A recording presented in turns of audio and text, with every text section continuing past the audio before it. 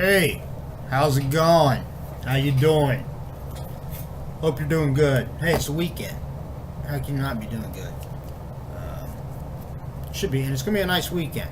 That's a good thing. It's gonna be nice. It's gonna be fairly sunny, warm, 60-some degrees. It's middle of February. Who can complain? I know I'm not, because I'm gonna be able to go in and not tomorrow. Tomorrow I'm gonna use the day for stuff around the house, but Sunday I'm going to go in and actually do some work at work. Go out and pressure wash and stuff. But anyway, I'm here. This isn't and you probably can tell by the title or the description about this video. This isn't an unboxing video. This is something else that I just kind of spur of the moment I decided to come in and do, because I just watched a new movie. New movie, as in a sense, it was new, it was unopened, and I hadn't watched it yet. I can't really say how new of a movie it is. I'll look here on the case and let you know in the process of this, of when it came out. But I was going to kind of write and post a review like on Facebook about it, but I thought, you know what, I don't feel like typing. So I'll just come in here and do it kind of spur of the moment. Do it while I'm thinking about it and just video. So here we are, and anybody wants to comment and let me know if you like it, if you think this is something you might enjoy, then maybe in the future because I got a shit ton of movies out there, and I got quite a few that I haven't watched, especially like in the horror genre. So can't guarantee they'll do just for horror. I mean, I've got plenty of other movies out there too. I got comedies, and even got some animated ones and stuff. I mean, all kinds that I haven't just gotten around to watching.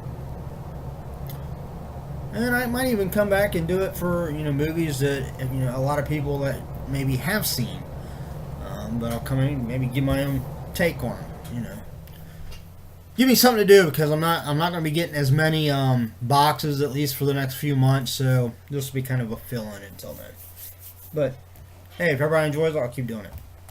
Anyhow, I just got done watching a movie in the Ryman Theater out there. In case you're wondering, Ryman Theater, what do you mean? Well, I don't have a big S screen. I got a 55-inch screen, but I've got Pacific Palisade theater seating. They're three. It's kind of like a crescent shape. That's how they sit right next to each other. But 3 seats. They're Pacific Palisade leather theater recliners. You get the cup holders. They lay all the way back. They're nice. And I actually I've got it built in to where I've got behind, kind of wrapped from the side of the seats, and then around the back to the back of the room, the floor is actually raised. I actually framed it in and sheathed it and insulated it to for acoustics and stuff, so you don't get a lot of echo. And then I actually installed right now they have halogen lights. Eventually I want to switch them out to LEDs, but I got like the puck lights on the one on each side at the front step, and then at the back it's a step like coming into the room. I got 2 in there, and basically you can turn all the lights off and just turn those on, and it kind of gives like kind of a real theater feel. Because a lot of times at theaters they'll have, especially if they have steps, they'll have the little lights so you don't trip over them and make an ass of yourself in the middle of the theater. Good idea. But yeah, that's my theater. That's why I call it the Ryman Theater, because that's what it is. And we got a popcorn maker out there. So anyhow, tonight I decided to watch one of the Blu-rays that I had gotten in one of my horror packs, and this is what it was. And you can't, it's kind of dark. Eventually I want to get better lights to use for this, but there it is. It's called Dark Summer. See if I can find a date of when it came out here. Looks like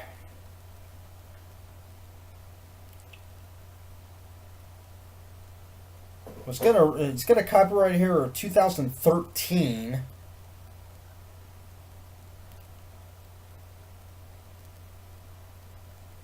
All right, here it says So it's Dark Summer, copyright 2013, House Arrest Films LLC, all rights reserved. Package design, copyright 2015, IFC in Theaters LLC, marketed by Shout Factory. So I'm not exactly sure what that means. Maybe somebody can translate that for me. I'm going to assume that the movie was originally made in 2013, and that maybe it was. Because I don't remember hearing about this like at the theater. Of course, that was a while ago, so maybe it wasn't. I just don't fucking remember. But anyway. Here it is. If you want to get it, look up, it's Dark Summer. I got the Blu-ray, of course, and it's by IFC Midnight. They're the ones that put out the actual Blu-ray and Shout Factory. Shout Factory is really, they've really come out, the last, at least for me, in the last 5-6 years, I've been hearing a lot, or maybe not even that long.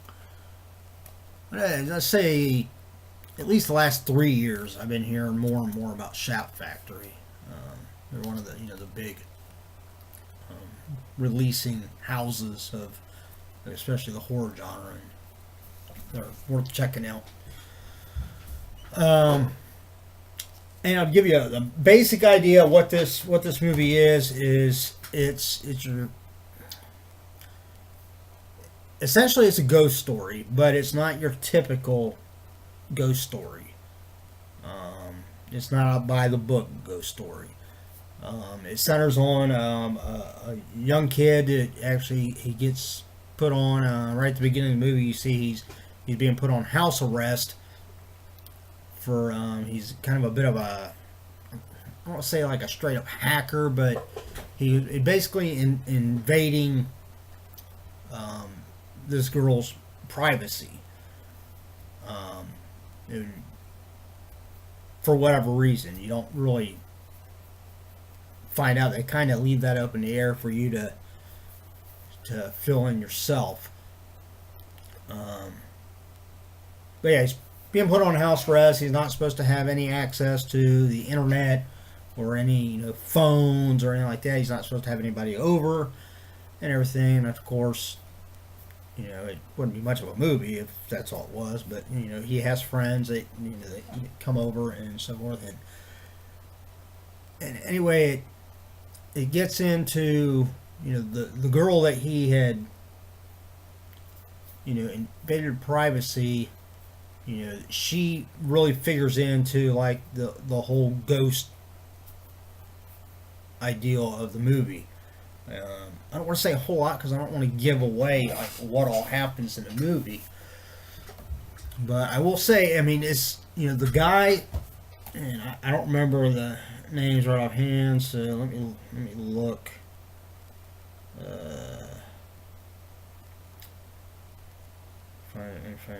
Yeah, Paul Solet, Solet is the guy that directed it, and I'm gonna have to look and see what other movies this guy's done, because he done an incredible job with this movie.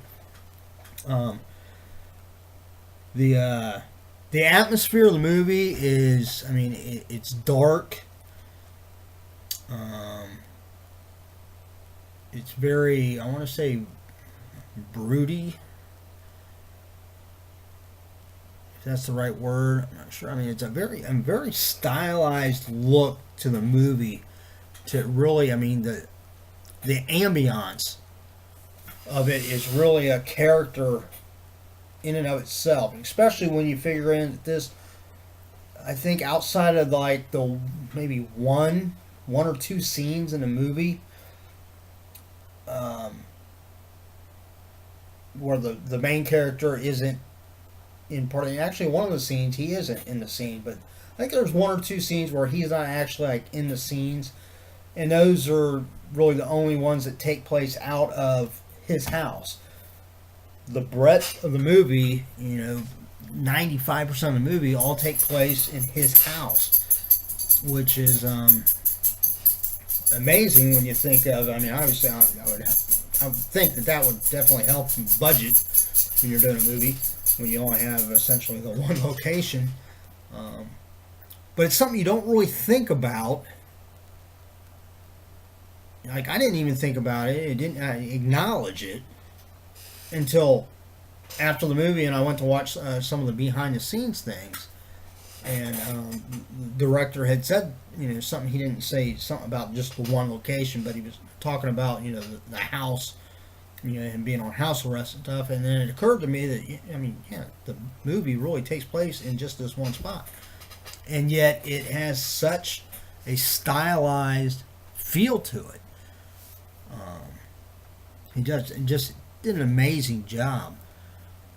It's not a gory movie, and it's not a like jump out of your seat, something pops up to scare the crap out of you movie.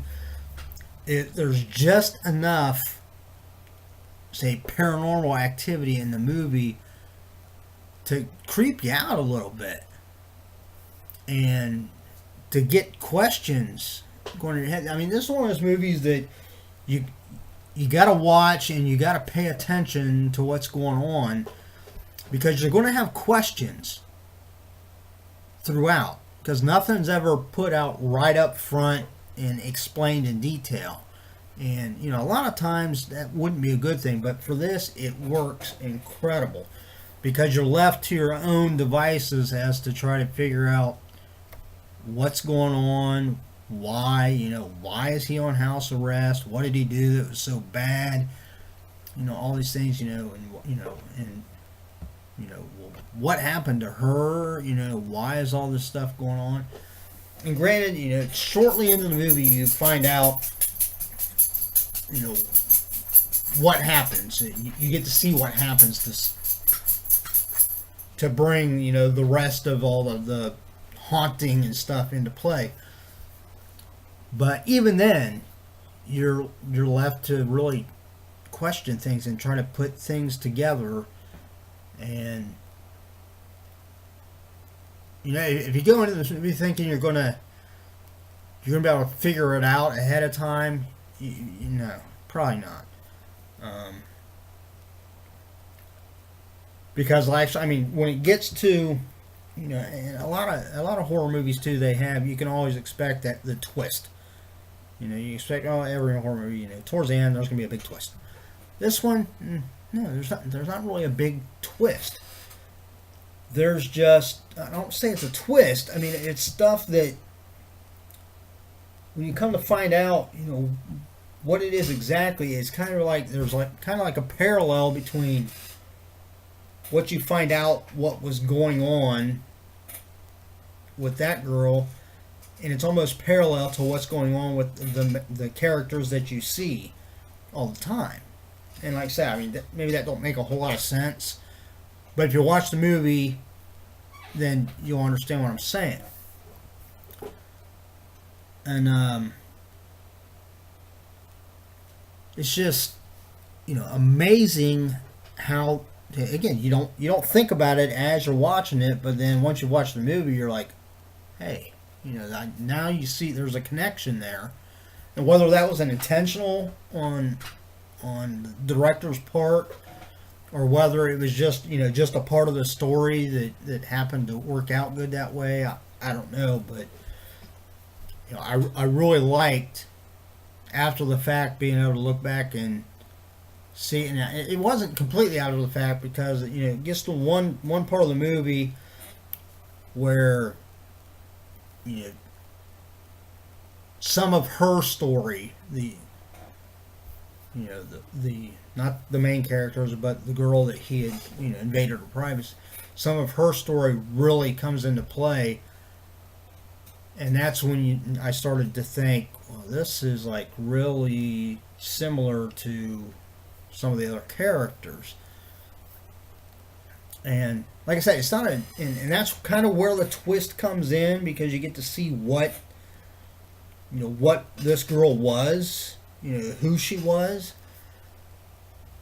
but it's not like a real twist. I mean, you almost think you almost should have seen it coming, but you didn't. Um, so yeah, I can't call it. I wouldn't call it a twist as much as kind of a curveball, a little bit. Um, but the other thing, I mean, like I said, I'm not going to give away the ending or anything like that. I will say that the only part of the movie that I'd really say it would be classified as like being kind of like grotesque or morbid, or kind of makes it flinch for just a second, is really right at the very end of the movie. Essentially the last scene of the movie. There's something that ties back to a scene very close to the beginning of the movie.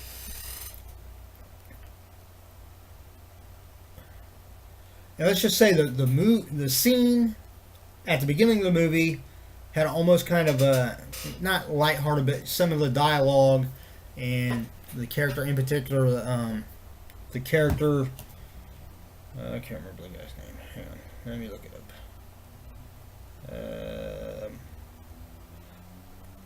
Peter Stormare. I think that's how you pronounce his last name. He plays the kid's parole officer, and there's a line that he says that is almost kind of lighthearted. He's kind of laughing about it a little bit, and then the very end of the movie ties back into that, and it just makes you kind of, it's really the only point in the movie that you really, I mean, graphically, kind of gives you an affront, because you're like, oh crap, didn't see that coming. And again, but it's not, I mean, that I guess you could see as a twist, but it's not so much as to where you're thinking, you almost should have seen something like it coming, because every horror movie has a twist, especially when they're psychological movies, which this one is. This one, again, like I said, it's not graphic, it's not jump out of your seat scares. It really plays on the psychological factor. Stuff just out of the corner out of your eye, stuff that goes by the screen, or things that happen in the background that did I see? Is that was really what's going on, or you almost want to. There were actually times where almost something would go on, and I'd be like, I thought I saw what it was, but then I almost wanted to rewind just to confirm. I didn't, because that would kind of interrupt the whole flow of the movie. But there was a couple times when I thought, I almost wanted to. But I mean, overall, I would give this movie really a 9 out of 10. I would. I will admit that it takes, if you can get into, say, the first 15 minutes of it, because it does start out, it sets it up kind of slow. But if you stick through that first 15 minutes, then the rest of it, it's not a roller coaster ride, but it will pull you along to where you can't help but want to watch it to the end. And then when it gets to the end, you be like, wow, that was a really good fucking movie.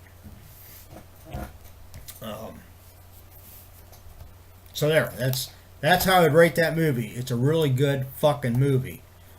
If you're looking for a good psychological thrill, check out Dark Summer, directed by Paul Solet, or Solet. I'm not sure how you pronounce his last name. The byline on it is "Some crushes last forever."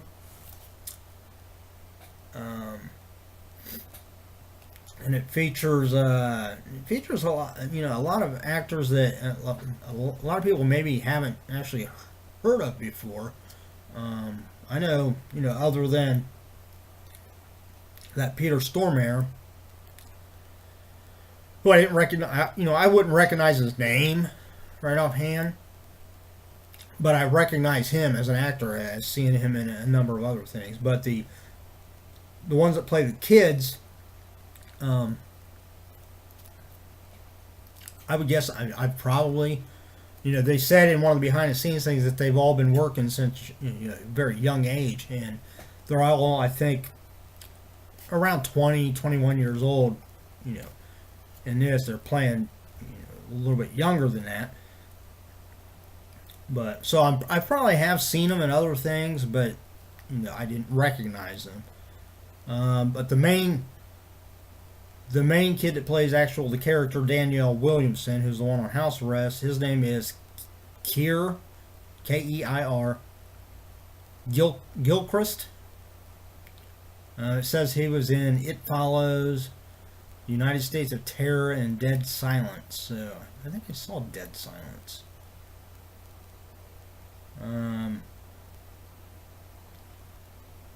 But then the character that he invades the privacy of her name is Mona, and she was played by Grace Phipps of Fright Night. And then it also has his friends in it, or one is Stella Maeve and Maestro Harold. I'm guessing, again, I'm not real good with names, so I'm guessing that's how you pronounce it. They probably pronounce his name in one of the behind the scenes things, but I wasn't paying attention enough to know how to pronounce it right. So unless I did pronounce it right, well then, hey, maybe maybe I did catch on to it. I don't know. I know this ain't your typical movie review. I kind of ramble a little bit, but hey, you get used to it. That's how my mind works. But anyway, here I'm trying to get the. Again, you can't really see. Oh, here we go. That's a little bit better. There it is. Dark Summer. Yeah, I would guess you could probably go on Netflix or Amazon. If you got Amazon Prime, you could probably go on and stream it. But if you're like me, I mean, I stream movies and stuff, but I don't subscribe to anything, mainly because I don't have the money each month to pay for it. But I'm also old school. When it comes to movies, I would prefer to have the DVD or the Blu-ray there, on my shelf. Same with books. I got a Kindle. I've probably got like 20 books on it. I haven't read any of them. I haven't even attempted to. Well, a couple of them I started, but to me it don't feel. I like being able to actually turn the pages. So when it comes to books, I prefer to have like hardback books. Again, that's why I have one room. That's all it is books. Again, I haven't read most of them because I don't have the fucking time, but they'll be there for when I get old. Or older. I'm already old. But hell, that's it. I'm old school. I like the physical stuff. Nothing wrong with all the new gadgets and everybody being able to carry around 50 billion songs on an iPod or whatever. But yeah, that's not for me. Because then what happens? What happens if it fucks up? Then what? And I'm not saying that it would, but as with any electronic equipment, eventually, they wear out just like anything else. So. I'd rather have CDs and books and DVDs. So that's just me. But anyhow, that's it. That's how I'm gonna review. Like I said, I give it 9 out of 10 for Dark Summer. I think I'm going to go out and find another movie to watch. But if you want to. Check it out. Let me know, if you watch it or if you've already seen it. By all means, comment. Let me know what you thought of it. I thought it was great. Like I said, it was a great fucking movie. That's it. Everybody take it easy. This is Just Your Average Joe with the first ever movie review for Dark Summer. So, yeah.